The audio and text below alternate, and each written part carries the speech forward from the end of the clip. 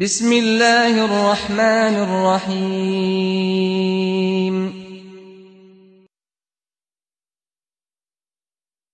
ওয়ামা আরসালনাকা ইল্লা রাহমাতাল লিল আলামিন। আসসালামু আলাইকুম ওয়া রাহমাতুল্লাহি ওয়া বারাকাতুহু। সম্মানিত ভাই ও বোনেরা, যারা ইকরা বাংলার সামনে বসে সিরাতুন নবী সাল্লাল্লাহু আলাইহি ওয়াসাল্লাম প্রোগ্রামটা দেখতে চাচ্ছেন, আপনাদেরকে অন্তরের অন্তঃস্থল থেকে মুবারকবাদ জানাচ্ছি। আমরা আজকে 67 বা 67 নম্বর পর্বে আমরা পদার্পণ করলাম এবং আমাদের নবী সাল্লাল্লাহু আলাইহি ওয়াসাল্লামের একটা জীবনের একটা খুব গুরুত্বপূর্ণ জায়গা থেকে আমরা শুরু করতে যাচ্ছি। আপনারা জানেন যে আগের পর্বগুলো যারা দেখেছেন, আমাদের নবী সাল্লাল্লাহু আলাইহি ওয়াসাল্লাম কিন্তু মদিনায় চলে আসছেন।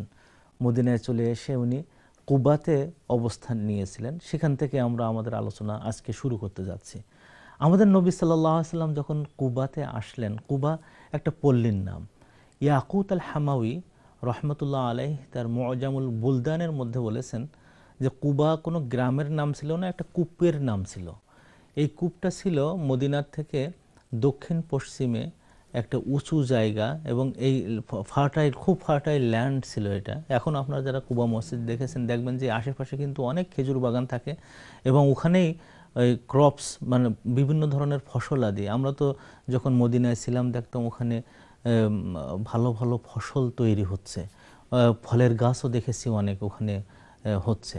তো এই জায়গাতে আল্লাহ রাসূল সাল্লাল্লাহু আলাইহি ওয়াসাল্লাম প্রথমে উনি আসলেন। উনি আসার পিছনে কারণ হলো যে মদিনার ভিতরে ঢুকতে গেলে ওই জায়গা দিয়েই কিন্তু ঢুকতে হতো। সে সময় লো ল্যান্ড আছে ওখানে, ওখান থেকে মানে মানুষ ঢুকতে পারে।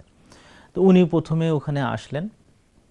এই আসার তারিখটা আমাদের সুলাইমান মানসুরপুরি, আমি সবসময় সিরা যখন পড়ি তখন সুলাইমান মানসুরপুরির তাহকিকটাকে আমি বেশি প্রাধান্য দিই, কারণ উনি একদিকে ইসলামিক পণ্ডিত ছিলেন আর একদিকে মানে জ্যোতির্বিজ্ঞান বা অন্য বিষয়ে ভালো পণ্ডিত ছিলেন।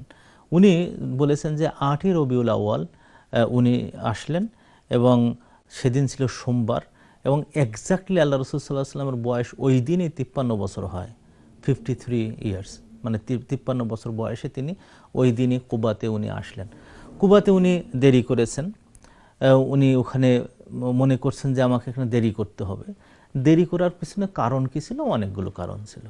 একটা কারণ ছিল এই যে তিনি হযরত আলীকে রেখে এসেছেন মক্কাতে, তার এমন এক জায়গায় যে আলীকে যখন তখন হত্যা করা হয়ে যেতে পারে। তিনি মনে করলেন যে তাকে সাথে করে নিয়ে ছাড়া আমি মদিনায় ঢুকবো না, একটা কারণ। 2 নম্বর কারণ হলো যে হযরত হামজাও উনি বলছেন যে আমি আসতেছি, তো উনি চাইলেন যে হযরত হামজাকেও সাথে করে নিয়ে উনি মদিনায় ঢুকবেন। আর উনি মনে করতেছেন যে মদিনার ভিতরে যাওয়ার আগে তাকে একটু বুঝতে হবে মদিনার পরিবেশটা। এই জন্য অধিকাংশ যারা স্ট্র্যাটেজিক স্টাডি করেছেন আমাদের নবী সাল্লাল্লাহু আলাইহি ওয়াসাল্লামের জীবনের উপরে, তারা বলেছেন যে তিনি ছিলেন অসম্ভব বুদ্ধিমান এবং ওহী দ্বারা গাইডেড।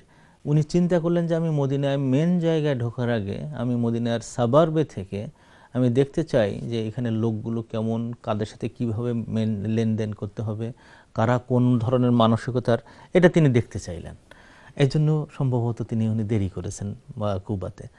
তো যেহেতু উনি ওখানে কিছুদিন থাকবেন, দেখেন আমাদের মুসলিম জীবনগুলো কিন্তু এইরকম। আমাদের নবী সাল্লাল্লাহু আলাইহি ওয়াসাল্লাম আমাদের দেখাই দিয়েছেন যে সভ্যতার শুরু যেখান থেকে হয়। উনি মক্কাতে এইটা করেননি, কিন্তু মদিনায় পা দিয়েই উনি করেছেন যে এখানে আমাকে একটা মসজিদ বানাতে হবে। তো উনি ওই চিন্তা করতে লাগলেন। মদিনায় কুবার ওই পল্লীতে ওই এলাকাটায় আরবদের মানে দুটো পরিবার খুব নাম করা ছিল, বিশেষ করে বনি আমর ইবনে আউফ, তার পরিবারটা ওখানে খুব সম্পদশালী এবং খুব তাদের ক্ষমতা ছিল এবং প্রভাব ছিল যথেষ্ট বেশি। তিনি মুসলমানদেরকে যথেষ্ট সাহায্য করেছেন এবং তিনি নিজেও মুসলমান হয়ে গেছিলেন। তো ফলে তার ঘরে সাহাবাদের যারা হিজরত করে এসেছেন, প্রথম পর্যায়ের সাহাবাদের নাম করা সাহাবারা তার ঘরে থাকতো। তার মধ্যে একজনের নাম আবু উবাইদা ইবনুল জাররাহ, আপনারা তাকে জানেন যে আমিনুল উম্মাহ বলা হতো, তিনি ওই ঘরে থাকতেন। মিকদাদ ইবনুল আসওয়াদ, অত্যন্ত নামকরা সাহাবী, তার নাম বিভিন্ন জায়গায় বারবার আসবে, তিনিও তার বাসায় থাকতেন। খুবাইব আপনারা তার নাম শুনে থাকবেন, বিভিন্ন জায়গায় তার নাম আসে। সুহাইল, তারপর সাফওয়ান, আবদুল্লাহ ইবনু সারাহ, ওয়াহাব ইবনু সাআদ, এনারা তার বাড়িতে থাকতেন। তো যেহেতু প্রখ্যাত সাহাবাদের একটা অংশ এনার বাসায় থাকতেন, আল্লাহ রসুল সাল্লাল্লাহু আলাইহি ওয়াসাল্লাম মনে করলেন যে তার বাসায় থাকেন। তো ওনার ওই পরিবারেরই আরেকটা সদস্য ছিলেন, তার নাম ছিল কুলসুম ইবনুল হাদাম। ওনার বাসায় অন্যরা কেউ থাকতো না। তো উনি যখন রাত্রে ঘুমাতেন তখন কুলসুম ইবনুল হাদামের বাসায় উনি রাত কাটাতেন এবং আবু বকর রাদিয়াল্লাহু তাআলা আনহু তার পাশে থাকতেন। তো এই বাসায় ওনারা থাকা শুরু করলেন। থাকা শুরু করেই উনি প্রথমেই কুলসুমকে বললেন, কুলসুম আমি তো এখানে থাকবো, তো নামাজ পড়ার আমি একেবারে ডে 1 থেকে নামাজ কায়েম করতে চাই। নামাজ কায়েমের কথা কিন্তু কোরআনের মধ্যে আসছে, সেটা হলো শুধু নিজে নিজে নামাজ পড়া না, নামাজকে সুন্দর করে পড়া এবং তার সাথে সমাজবদ্ধভাবে নামাজকে পড়া, মানে ওয়ারকাউ মার রাকিঈন, রুকুকারীদের সাথে রুকু করা। এটা কিন্তু একেবারে ইসলামের প্রথম থেকেই ছিল এবং মদিনায় এসে এটাকে একেবারে রাষ্ট্রীয়ভাবে আল্লাহ রাসূল সাল্লাল্লাহু আলাইহি ওয়াসাল্লাম রূপদান করতে চাইলেন। কারণ যখন আল্লাহ তাআলা মুমিনদের হাতে রাষ্ট্র ক্ষমতা দেবেন, তখন আল্লাহ তাআলা বলে দিলেন যে প্রথম যে কাজটা তাদের করতে হয়, তাদের হলো আকামুস সালাহ করতে হয়। আল্লাহ রাসূল সেই ইকামাতুস সালাহর একটা নতুন নমুনা একেবারে মক্কায় এটা ছিল না, কিন্তু মদিনায় করে দিচ্ছেন যে এখানে একটা মসজিদ সর্বপ্রথম বানাতে হবে। উনি নিজেও জানতেন যে কুবাতে বেশি দিন থাকা হবে না, তারপরেও উনি মনে করলেন যে কয়দিন থাকি এখানে যেন আমি একটা মসজিদ থাকে এবং সেখানে যে আমরা মানে নামাজ আদায় সালাত আদায় করতে পারি। এই একটা কিন্তু বড় জিনিস ইসলামের মধ্যে দেওয়া হয়েছে যে আমরা মুসলমানরা যেখানে যাব আমাদের জীবন কিন্তু মসজিদ কেন্দ্রিক হওয়া দরকার, মসজিদ কেন্দ্রিক হওয়া দরকার। আল্লাহ রাসূল সাল্লাল্লাহু আলাইহি ওয়াসাল্লাম সেটা করলেন। তো কুলসুম ইবনুল হাদামের বাসায় উনি যাচ্ছেন, রাস্তায় এরকম লোকজন রয়েছে। আমাদের রাসূল সাল্লাল্লাহু আলাইহি ওয়াসাল্লাম যখন যাচ্ছেন তখন লোক ধীরে ধীরে আসতেছে। এখন এখানে যে জিনিসটা সবচেয়ে মজা লেগেছে আমি যখন পড়েছি, যে আল্লাহ রাসূল সাল্লাল্লাহু আলাইহি ওয়াসাল্লাম যখন মদিনায় আসবেন এটা তো বহু লোকে শুনেছে, সাহাবারা যারা ইসলাম গ্রহণ করেছেন তারা শুনেছে, মুশরিকরা শুনেছে, কিন্তু সে সময় উন্নত টেকনোলজি যাদের হাতে ছিল তারা কিন্তু ইহুদিরা ছিল। তাজ্জব ব্যাপার। এখনও যেমন তাদের হাতে টেকনোলজি আল্লাহ তাআলা দিয়েছেন এবং তারা নিয়েছে, তখনকার সময়ও মানে তাদের একটা কেল্লা ছিল কুবার পল্লীর খুব কাছে, আমরা সেই কেল্লা দেখেছি, ওখানে অনেক উঁচু কেল্লা, সেই কিল্লার উপরে সে মানে এক ইহুদি উঠে দাঁড়ায়ছে। তার নাম কি ছিল ইতিহাসে আমি আজ পর্যন্ত পাইনি, তবে সে বানু কাইনুকার একজন ইহুদি ছিল, এতটুকু আমি পেয়েছি। তো ইহুদি ওখানে দাঁড়ায় মানে সব সময় চোখে দিতেন, যে যখন থেকে শুনেছেন যে আমাদের নবী হিজরত করে আসতেছেন, তো উনি ওই কিল্লার উপরে দাঁড়ায় 24 ঘন্টা পাহারা দিতেন যে আমি সর্বপ্রথম খবরটা দিতে চাই। আর তাই হয়েছে। উনি যখন দেখলেন যে আল্লাহ রাসূল সাল্লাল্লাহু আলাইহি ওয়াসাল্লাম ওদিক থেকে আসতেছেন একটা মানে কাফেলা নিয়ে, লোকজন তো বাড়ছেই, তার সাথে প্রথম ছিল 3 জন, তারপরে 4 জন, তারপরে আরও কয়েকজন বুরাইদা আল আসলামের লোকজন তার সাথে আসে মিশলো। তো দেখা যাচ্ছে যে তার লোকজন, বেশ কিছু লোকজন নিয়ে তিনি সামনে যখন আসতেছেন, উনি চিৎকার করে বললেন, ও মদিনাবাসী, তোমরা যার অপেক্ষায় ছিলে আমাদের সেই নবী মুহাম্মদ সাল্লাল্লাহু আলাইহি ওয়াসাল্লাম তিনি আসতেছেন, আমি দেখে বুঝতে পেরেছি, তোমরা বেরিয়ে আসো। তো তখন লোকজন সব বেরিয়ে আসলো। ইবনুল কাইয়িম আল জাওজিয়া উনি উল্লেখ করেছেন যে এই সময় দেখা গেল যে তার এই শব্দ শুনে ঘরে ঘর থেকে লোকজন চিৎকার করে বের হতে থাকলো এবং তাদের সে শব্দগুলো ছিল দুটো, একটা হলো যে আলহামদুলিল্লাহ এবং আরেকটা হলো আল্লাহু আকবার, তাকবীর ধ্বনি, যেটা আল্লাহু আকবার বলতে বলতে তারা সবাই ছুটে আসতেছে আমাদের নবী সাল্লাল্লাহু আলাইহি ওয়াসাল্লামকে দেখার জন্য। এবং তিনি এর মধ্যে কুলসুম ইবনুল হাদামের ঘরে উনি উঠতেছেন। এখানে একটা মানে খুব সুন্দর ঘটনা, যখন লোকজন এসে ঘিরে দাঁড়ায় মানে ধরেছে আল্লাহ রাসূল সাল্লাল্লাহু আলাইহি ওয়াসাল্লামকে, তখন ওরা মানে কে আল্লাহ রাসূল এটা মানে চিনতে পারতেছিলেন না। কারণ আবু বকর রাদিয়াল্লাহু তাআলা আনহু ওই একবার সামনে যায় একবার পিছনে যায়, যেটা আমি আগে কোনো এক এপিসোডে বলেছি। এটা কারণ হলো যে কোনো আঘাত যদি আসে উনি মনে করতেন যে আঘাতটা যেন আবু বকরের গায়ে প্রথম আসে, এই জন্য এইভাবে করতেছেন যে মানুষ বুঝতে পারতেছে না কে রসুল আর কে। আর আমাদের নবীও এত বিনয়ী, এত ছিলেন যে উনি গর্বোদ্ধত হয়ে চলাফেরা করতেন না। তো কে এর মধ্যে চিনতে পারছে না। তখন আবু বকর এটা বুঝতে পারলেন যে মানুষকে বোঝানো দরকার যে আমাদের মধ্যে কে নবী। উনি দেখলেন যে একটু রোদ পড়তেছে, একটা কাপড় নিয়ে আমাদের নবী সাল্লাল্লাহু আলাইহি ওয়াসাল্লামের মাথার উপরে এরকম করে ছায়া করে ধরলেন। তখন লোকজন বুঝলো যে ইনি হলেন আমাদের পয়গম্বর, আমাদের নবী। খুব সুন্দর একটা জিনিস হলো যে উনি এই যখন ছায়া করে ধরেছেন, ওই সময় আমাদের নবীর চেহারাটার একটু চেঞ্জ হলো, একটু লাল লাল মতন ভাব আসছে। এবং হযরত আবু বকর বুঝতে পেরেছেন যে আল্লাহর পক্ষ থেকে কোনো ওহী হয়তো এখন নাজিল হচ্ছে। এটা খুব সুন্দর একটা জিনিস। যখনই আমাদের নবীর কাছে কোনো ওহী আসতো, এমনও হতো যে হযরত আয়েশা সিদ্দিকা বলেছেন যে তার গভীর যখন ঠান্ডা পড়তেছে, সেই ঠান্ডার সময়ও তার সারা শরীর দিয়ে পসিনা মোবারক বের হতো। তো এই যে ঘাম বের হয়ে যেত, তো এই যে মানে একটা জিনিস আমাদের নবী সাল্লাল্লাহু আলাইহি ওয়াসাল্লামের এই হতো ওহির সময়, এই ওহি তখন নাজিল হচ্ছে। এবং ইবনুল কাইয়িম বলেছেন যে ও যেটা আয়াত যেটা নাজিল হলো যে ফাইনাল্লাহ ওয়া মাওলাহু ওয়া জিবরিল ওয়া সালিহুল মুমিনিন ওয়াল মালাইকাতু বা'দা যালিকা যাহির, এটা 4 নম্বর সূরার 66 নম্বর আয়াত। এখানে আল্লাহ তাআলা বলছেন যে আউযু বিল্লাহি মিনাশ শাইতানির রাজিম ফাইনাল্লাহা হুয়া মাওলাহু। আল্লাহ তাআলা যদি তোমরা দেখো যে তোমরা আমার নবীকে সাহায্য করবা না, তো দেখো আমার নবীর অভিভাবক হলেন, বন্ধু হলেন আমি আল্লাহ স্বয়ং, এবং জিবরিল এবং সালিহুল মুমিনিন, মুমিনিনদের ভালো লোকেরাই তার বন্ধু, এবং আল মালাইকাতু বা'দা যালিকা যাহির, এবং এরপরে ফেরেশতারা তো আছেই তাকে সাহায্যকারী এবং বিজয়ী শক্তিতে তাকে নিয়ে যাওয়ার মতন, বিজয়ী পর্যায়ে তাকে নিয়ে যাওয়ার মতন শক্তি হিসাবে ফেরেশতারা আছেন। তো এখন এই যে এই আয়াতটাও নাজিল হয়ে গেল, মানুষ এটা জানতে পারলো যে আমাদের নবী, এবং সুন্দর একটা আয়াত চলে আসলো এখানে যে উনি মদিনায় এসেছেন। আল্লাহ তাআলার পক্ষ থেকে খুশ খবরই আমাদের নবীকে দেওয়া হলো যে হে নবী, আপনি একা নন এখান থেকে, আপনার সাথে তো আগেও আল্লাহ তাআলা ছিলেন, এখনও আল্লাহ তাআলা আছেন, জিবরিল আপনার সাথে আছেন, ভালো ভালো মুমিনদের বিরাট দল এখন আপনার সাথে হয়ে যাচ্ছে, এবং আপনার যে কোনো বিপদ আপদ মুসিবতের সমস্যায় এরকম আপনার সাথে ফেরেশতারাই থাকবে। তো এটা একটা খুব ভালো খোশখবরি নিয়ে আসলো আমাদের নবী সাল্লাল্লাহু আলাইহি ওয়াসাল্লামের জন্য। এখন উনি যখন কুলসুম ইবনুল হাদামকে বললেন, দেখো আমি ডে ওয়ানে একেবারে প্রথম দিনই বললেন যে আমি এখানে একটা মসজিদ বানাতে চাই। কুলসুম বললেন যে একটা কাজ করেন, আমার ঘরের আঙিনায় এই সামনে যে জায়গাটা বাগানটা দেখতেছেন, এখানে একটা পড়ে রয়েছে বিরান, এবং ছোট 2-1টা খেজুর গাছ মাত্র আছে, তো আপনি যদি চান আমি এই জায়গাটা আল্লাহর জন্যই আমি দিয়ে দিচ্ছি। আল্লাহ রাসূল সাল্লাল্লাহু আলাইহি ওয়াসাল্লাম তার মুখের দিকে তাকালেন এবং বুঝলেন যে এর তাকওয়ার মানে প্রস্ফুটন ছাড়া তার মুখ দিয়ে আর কোনো কিছুই নাই।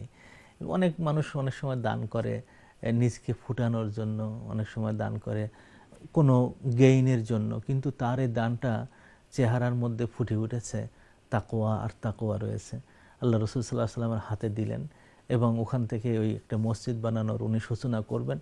এই সূচনার মানে করতেই না করতেই আল্লাহ তাআলার কাছ থেকে আয়াত নাজিল হলো যে এই মসজিদটা সেই মসজিদ হচ্ছে লামসজিদুন উসসিসা আলা তাকওয়া মিন আউয়ালি ইয়াউমিন আহাক্কু আন তাকুমা ফিহি। সূরা তওবার 13 নম্বর আয়াতে আল্লাহ তাআলা এই কথাটা বলে দিলেন এই মসজিদ সম্পর্কে। কারণ যিনি দান করলেন কুলসুম ইবনে হাদাম, তার চেহারাও ফুটে উঠলো তাকওয়ার, এখানে বহিষ্ফুরণ আছে। সেখানে আল্লাহ রাসূল সাল্লাল্লাহু আলাইহি ওয়াসাল্লাম বুঝতে পারলেন যে এই মসজিদের তাকওয়ার উপরে, তাকওয়ার ভিত্তিতে প্রতিষ্ঠিত হচ্ছে। আল্লাহ তাআলা সার্টিফিকেট দিলেন যে তাকওয়ার উপর প্রতিষ্ঠিত যে প্রথম দিন থেকে যে মসজিদটা তৈরি হলো সেখানেই আপনি থাকবেন, সেখানে আপনার থাকা উচিত। আর মানে সেই জায়গায় আপনি থাকার জন্য বেশি গ্রহণযোগ্য জায়গা। চিন্তা করে দেখেন যে মসজিদ হতে হবে এই রকম, যেখানে তাকওয়ার উপরে থাকে, মানুষ দান করবে, পলিটিক্যাল কোনো গেইন থাকবে না, মানুষ দান করবে, মানুষের মধ্যে নাম ফুটানোর কোনো মানে অভিপ্সা সেখানে থাকবে না, চিন্তা সেখানে থাকবে না, থাকবে শুধু আল্লাহ আর আল্লাহ। আমি আল্লাহকে ভয় করি, আমি আল্লাহকে ভালোবাসি, তাই আমি মসজিদ বানাচ্ছি। আমার রাসূল সাল্লাল্লাহু আলাইহি ওয়াসাল্লাম এই মসজিদ যখন করবেন ঘোষণা দিলেন, তখন লোকজন সব এসে গেল। রাত কাটাবার পরে পরদিন থেকে 9ই রবিউল আউয়াল থেকে মসজিদ তৈরির কাজ শুরু হলো। তো উনি করতেন কি, উনি নিজে যেয়ে মানে পাথর টেনে টেনে নিয়ে আসতেন, এবং মানে ঐতিহাসিকরা বলেছেন যে যখন উনি পাথর নিয়ে আসতেন তখন কুঁজো হয়ে যেতেন, মানে এত ভারী ভারী পাথর কুঁজো হয়ে যেতেন। ওইটা দেখে সাহাবায়ে কিরাম দৌড়ে যেয়ে তাকে হেল্প করতো, তারা যে ওই রকম টেনে টেনে নিয়ে পাথর তৈরি বানাতেন। আবু জাফর আল খাতামি রাদিয়াল্লাহু তাআলা আনহু থেকে বর্ণিত, তিনি বলেছেন যে আমাদের নবী যখন এই মসজিদ বানাচ্ছেন তখন উনি একটা সারি গান গাইতেন। দেখেন, মানে মানুষদেরকে উদ্বেলিত করার জন্য। কিন্তু আমরা অনেক সময় মনে করি কি যে ইসলাম খুব গুরুগম্ভীর ধর্মের নাম, এখানে কোনো সাংস্কৃতিক জীবন নাই, এখানে মানুষের রিক্রিয়েশনের কোনো ব্যবস্থা নেই, খুব মেজাজ নিয়ে থাকতে হয় না। আমার নবী সাল্লাল্লাহু আলাইহি সাল্লাম তাকওয়ার উপরে ভিত্তি করে যে মসজিদ প্রথমে বানাচ্ছেন, সেখানে বানাতে যেয়ে উনি সারি গান গাচ্ছেন। এই সারি গানের প্রথম লাইন হলো এই, কদ আফলাহা মান ইউআলিজুল মাসাজিদা, হ্যাঁ, কদ আফলাহা মান ইউআলিজুল মাসাজিদা, তারাই সফলকাম হয়েছে যে মসজিদকে মসজিদ বানাচ্ছে বা মসজিদের সাথে ডিল করছে, মসজিদের সাথে ট্রিট করছে, মসজিদের পাশে এসে কাজ করতেছে। হ্যাঁ, কত সুন্দর। ইয়ালিজ শব্দটার একটা আলাদা একটা অর্থ আছে। ওনার এই উনি এই কথাটা বলার পরে, এই গানের পরে আব্দুল্লাহ ইবনে রাওয়াহা ছিলেন সেই সময়কার একেবারে নামকরা কবি। উনি এই লাইনটা লুফে নিলেন, নিয়ে উনি শব্দটা একটু চেঞ্জ করে দিয়ে বললেন, কদ আফলাহা মান ইয়াবনিল মাসাজিদা, সেই মানে সফলকাম হয়েছে যে মসজিদ বানায়।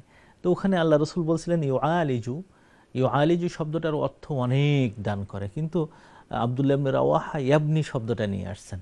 কারণ হলো যে কবিতার ছন্দ মানে মিলানোর জন্য যে যে রিদম থাকে, রিদম ইয়াবনি ইউআলিজুর মধ্যে একটু পার্থক্য আছে, এই জন্য ইয়াবনি শব্দটা উনি ব্যবহার করেছেন। যা হোক, আল্লাহ রসুল এটাকে না করেননি। তো ওই লাইন বলে তারপরে দ্বিতীয় লাইন সে আরও গান গাচ্ছে, ওয়াকরাউল কুরআন কাইমা ওয়া কাঈদা। এই তো সেই মসজিদ তারাই বানাচ্ছে যারা কোরআন দাঁড়ায়ে এবং বসে কোরআন পড়তেছে। মসজিদ বানাচ্ছে, কোরআনের আয়াত তেলাওয়াত হচ্ছে। মসজিদ বানাচ্ছে, সুন্দর সুন্দর জিকির আজকার শুরু হয়েছে। আপনারা চিন্তা করে দেখেন যে মসজিদ বানাতে গেলে যারা বানায় তাদের যে কর্মকাণ্ড এবং যারা বানাতে মানে ভূমিকা রাখে তাদের কর্মকাণ্ড কেমন থাকে একটু দেখুন। তারা এসে কায়িক পরিশ্রম করতেছে, আবার গান গাচ্ছে, ইসলামের কথাবার্তা বলতেছে। এবং এই কবিতার মধ্যে ফুটে উঠেছে যখন যারা মানে তারা মানে মসজিদের ইটগুলো বসাচ্ছিল, পাথরগুলো বসাচ্ছিল, সেখানে কিন্তু কোরআন তেলাওয়াত তারা করছে, দাঁড়ায়ও এবং বসে। আল্লাহ রসুল সাল্লাল্লাহু আলাইহি ওয়াসাল্লাম এই সারি গান, তো সারি গানের একটা বড় বৈশিষ্ট্য হলো যে এই গানের শেষে ওই আগের গানের লাইনের সাথে আবার রিপিট করা হয়। আল্লাহ রসুল আবার রিপিট করতেছেন, ওয়াকরাউল কুরআন কাইমা ওয়া কাঈদা। আব্দুল্লাহ ইবনে রাওয়াহার কবিতার লাইনটাকে উনি রিপিট করে আবার বললেন, ওয়ালা ইয়াবিতুল লাইলা আনহু রাকিদা।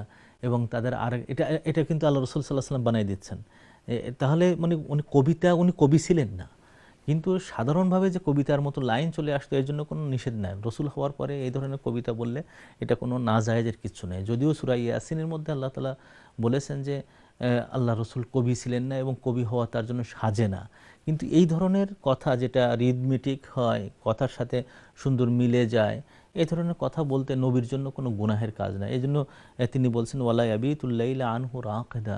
এই যে লোকগুলো আছে আমি তাদের দেখি যে তারা রাত্রে ঘুমায়ে রাত কাটায় না, বরং রাতের কিছু অংশ তারা জেগে জেগে মসজিদ বানায়। এই ধরনের মসজিদের প্রশংসা আল্লাহ তাআলা করবেন না, পেয়েছেন কোথায়? আল্লাহ তাআলা তো এই ধরনের মসজিদের প্রশংসা করবেন যে মসজিদটা প্রথম দিন থেকে তাকওয়ার উপরে প্রতিষ্ঠিত হলো, যিনি জমি দিলেন, যিনি যারা বানাচ্ছেন দিনে রাতে বসে দাঁড়িয়ে ইবাদত করতেছেন এবং কোরআন পড়তেছেন, তাদের মসজিদে আল্লাহ তাআলা বলে দিলেন যে এই মসজিদটা প্রথম দিন থেকে একেবারে তাকওয়ার উপরে প্রতিষ্ঠিত। পৃথিবীর মসজিদগুলো যদি এই রকম হতো তাহলে এই মসজিদের মধ্যে যেয়েও কিন্তু আরামে থাকতো মানুষ। এখন মসজিদ খুব সুন্দর সুন্দর মসজিদ হয়, খুব সুন্দর সুন্দর মসজিদ। আমি মাঝে মাঝে কাঁদি। আমি যখন দুবাইতে একটা মসজিদ দেখেছিলাম, পানির ভিতরে মসজিদটা বানানো, আমি যখন নামাজ পড়তে গেছি মাত্র 1.5 লাইন মানুষ নামাজ পড়তেছে আর সমস্ত মসজিদটা খালি। তখন মনের মধ্যে দাউ দাউ করে মানে আগুন জ্বলে ওঠে যে কি হয়েছে। কারণ হলো মসজিদের মধ্যে শোভা আমরা করে ফেলেছি, কিন্তু আমার নবীর সেই মসজিদ কিন্তু আমরা কেউ বানাতে পারছি না। আমার নবী কি সুন্দর করে মসজিদ বানিয়েছেন। তো এখানে এই মসজিদ বানাবার পরে উনি ওই ঘরে ঘরে দেখতেছেন। এরপর এর মধ্যে হযরত হামজা আসলেন, হযরত আলী আসলেন। এখানে তিনি মূলত কয়দিন ছিলেন এটা নিয়ে যথেষ্ট ইখতিলাফ আমরা দেখতে পাই।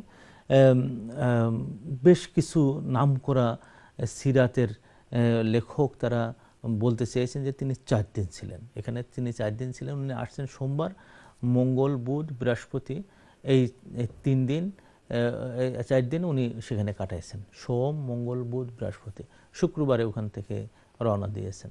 কিন্তু আমার কাছে এটা কখনো যুক্তিযুক্ত মনে হয়নি। কারণ হলো যে এখানে বুখারীর একটা রিওয়ায়াতে আমরা দেখতে পাই যে তিনি 14 দিন ছিলেন, এবং আমার কাছে মনে হয় যে একটা মসজিদ বানানো, সেখানে নামাজ পড়া, এই সমস্ত করতে গেলে একটু সময় লাগে, এবং সেই হিসাবে আমার কাছে মনে হয়েছে 14 দিনের রিওয়ায়াত, ইমাম বুখারীর রিওয়ায়াতটা বেশি গ্রহণযোগ্য। কেউ কেউ বলেছেন যে 18 দিন অথবা 20 দিন ছিল। আমি এত ইখতিলাফের মধ্যে না যে আমি 14 দিনটাকে একটু প্রাধান্য দিয়েছি। কারণ হলো কি যে উনি যেদিন আসছেন সেদিন থেকে উনি বৃহস্পতিবার পর্যন্ত এই জায়গায় ছিলেন, শুক্রবারে উনি রওনা দিয়েছেন মদিনায় ঢোকার জন্য। তো এটা মানে আমরা যদি হিসাব করি তাহলে দেখা যায় 14 দিন হলে এই হিসাবের সাথে মেলে বেশি। এর মধ্যে 3 দিন পরে হযরত হামজা এসেছেন। চতুর্থ দিনে হযরত আলী রাদিয়াল্লাহু তাআলা ফিরে আসছেন, এবং হযরত আলীকে দেখে তিনি বুকে জড়ায় ধরেছেন, আনন্দিত হয়েছেন। হযরত আলীও আনন্দিত হয়েছেন, কারণ হযরত আলীকে তিনি তার নিজের খাটের উপরে শোয়ায় আসছিলেন। আসলে তো ওখানে তাকে মেরে ফেলার কথা ছিল, কিন্তু আলহামদুলিল্লাহ আল্লাহ তাআলা তাকে বাঁচিয়ে নিয়ে আসছেন। তো হযরত আলী উনি চলে আসছেন। হযরত আলী এসে যে কাজটা করতেন উনি দেখতেন, উনিও ছিলেন আরেকজন খুব বিচক্ষণ মানুষ। উনি কে কোন পর্যায়ের মানুষ, এই মদিনার লোকগুলো কেমন, উনি রাতে দিনে এরকম ঘুরিয়ে ঘুরিয়ে দেখতেন। উনি একদিন দেখলেন যে একটা মহিলা, মুসলমান মহিলা, রাত্রে একজন লোক তার হাতে কিছু দিয়ে যায়, আর উনি দরজা আটকায় দেন। তো ওনার মনের মধ্যে একটু সন্দেহ হলো যে মহিলা একা থাকে, তার স্বামী নাই, আর যে পুরুষটা তার হাতে কিছু দিয়ে যাচ্ছে সে একজন যুবক মানুষ। ইসলামের ইতিহাসে এরকম হওয়া উচিত না, অথচ আমি এটা দেখলাম কেন। উনি পরদিন সকালে মহিলার কাছে গেলেন, যে বললেন যে আমি তো দেখলাম যে আপনার তো মনে হয় স্বামী নাই। তা হ্যাঁ, আমার স্বামী নাই। তো আপনার স্বামী নেই, অথচ রাত্রে একজন পুরুষ এখানে আসছে, এসে আপনাকে কিছু দিয়ে গেল, এটা তো আসলে ভালো দেখায়নি। তখন উনি বললেন যে যে যে পুরুষটা আসছে ওনার নাম হলো সাহাল ইবনে আহনাফ। ইনি হলেন একজন সাহাবী। উনি করেন কি, মূর্তি ভাঙেন, বিভিন্ন জায়গায় যে মূর্তিগুলোকে পূজা হয় সেগুলো ভাঙেন, এবং আমার বাসায় আমি যে রান্নাবাড়া করবো এই জন্য কোনো কাঠ টাঠ তেমন নাই, তো এই মূর্তির কাঠগুলো উনি আমাকে দিয়ে যান যাতে করে আমি খাইতে টাইতে, আমার তো কোনো পুরুষ মানুষ নাই, তো উনি আমাকে হেল্প করেন। যদি মনে করেন যেটা আমি কোনো নাজায়েজ কাজ করতে আমি বন্ধ করে দেবো। হযরত আলী বললেন যে না, ঠিক আছে, আসলে তো একটু সন্দেহ হয়, তবে সন্দেহের জায়গাগুলো থেকে বেঁচে থাকা ভালো। এই যে হযরত আলীর মধ্যেও দেখেন একটা কি চেতনা, কত সুন্দর একটা জিনিস আমরা দেখতে পাই, যে মদিনায় উনি আসছেন, ঢুকতেছেন, একটা নতুন সভ্যতা বিনির্মাণ হবে, সুন্দর একটা সমাজ গঠন করতে হবে। সেখানে আমাদের নবীর পাশাপাশি যে লোকগুলো ছিলেন তাদের দিকে একবার তাকাই দেখেন যে কি সুন্দর সমাজ, সুন্দর থাকুক, পবিত্র থাকুক, শুদ্ধ থাকুক, তার জন্য তারা কিন্তু সবসময় চেষ্টা করতেন, কাজ করেছেন। আমরা কুবার এই জায়গাটা দেখতে পাচ্ছি যে আমাদের নবী সাল্লাল্লাহু আলাইহি ওয়াসাল্লাম যে কয়দিন ছিলেন, ঈমান এবং আমলের, তাকওয়া এবং নিজের আল্লাহ তাআলার ভীতি এবং পরহেজগারিতার এমন একটা নমুনা উনি ওই দিন দেখাতে পারছেন। ওই কয়েকদিনের মধ্যে হযরত আলী, হামজা, আমাদের নবী সাল্লাল্লাহু আলাইহি ওয়াসাল্লাম, সাহাবায়ে কিরাম, যে মদিনার যারা যারা তাকে দেখতে আসছে অদ্ভুত হয়ে গেছে, অভিভূত হয়ে গেছে। তারা বুঝেছে যে রহমাতুল্লিল আলামিন হয়ে মদিনার মধ্যে একজন মানুষ আসছেন, যার হাতেই হয়তো মদিনা একদিন মুনাওয়ার হয়ে যাবে, আলোকিত হয়ে যাবে। ইনশাআল্লাহ আমরা পরের পর্বগুলোতে আরও ডিটেলস আলোচনা করব। আমরা কুবার এই দৃশ্যগুলো সামনে নিয়ে আসলাম এই জন্য যে এখানের যে মসজিদটা এখনও সুন্দরভাবে জ্বলজ্বল করে আপনাদের চোখের সামনে। আল্লাহ তাআলা তার সম্পর্কে বলেছেন যে এটা তাকওয়ার উপরে প্রতিষ্ঠিত মসজিদ, ইসলামের সর্বপ্রথম মসজিদ যেটা আল্লাহ রাসূল সাল্লাল্লাহু আলাইহি ওয়াসাল্লামের হাতে হয়েছে। এই মসজিদের মতোই কিন্তু আমাদের মসজিদ হওয়া দরকার। এই জন্য আল্লাহ রাসূল বলতেন যে কুবা মসজিদে যদি তোমরা উজু করে এসে এখানে 2 রাকাত নামাজ পড়ো, আমার সাথে উমরা করার মতন সওয়াব তোমরা পাবে। তো এটা এই মর্যাদা এই কারণে হয়েছিল, যেটা তৈরি হয়েছে একদম তাকওয়ার উপর ভিত্তি করে। আসুন নবীর জীবন আমরা আরও অধ্যয়ন করি এবং সেই অনুযায়ী আমাদের জীবনকে সুন্দর করার জন্য নিয়াত করি। পরবর্তী পর্বের আমন্ত্রণ জানিয়ে আমি এখানে শেষ করছি। আসসালামু আলাইকুম ওয়া রাহমাতুল্লাহি ওয়া বারাকাতুহু।